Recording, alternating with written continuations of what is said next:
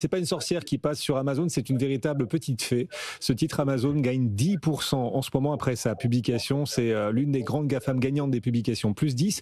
Et on se demande même, à travers le discours d'Amazon, si ce ne sera pas la première grande entreprise américaine à vraiment nous prouver que l'IA peut être rentable, John.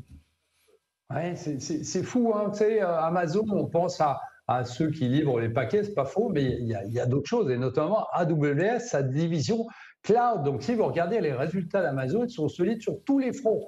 Vous avez un chiffre d'affaires qui est en nette hausse et qui dépasse les attentes sur tous les segments, et vous avez les ventes d'AWS dont je parlais qui progressent de près de 20%. C'est leur plus forte croissance depuis près de 3 ans.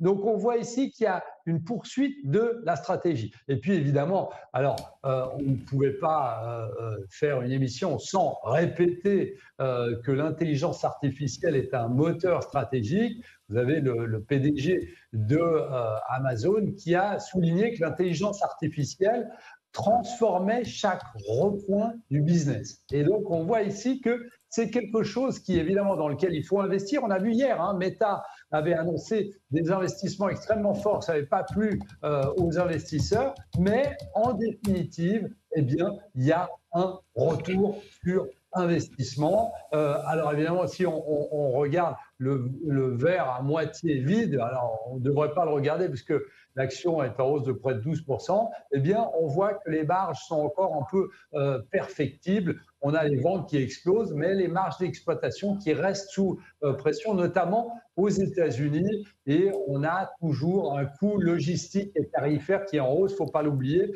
Mais globalement, c'est extrêmement bon. Le titre Amazon gagne 10%. En revanche, Apple, qu'on espérait voir progresser, finalement recule un peu, moins 0,3%. Apple qui dépasse quand même, John, pour la première fois les 100 milliards de dollars de chiffre d'affaires trimestriel hors période de fête.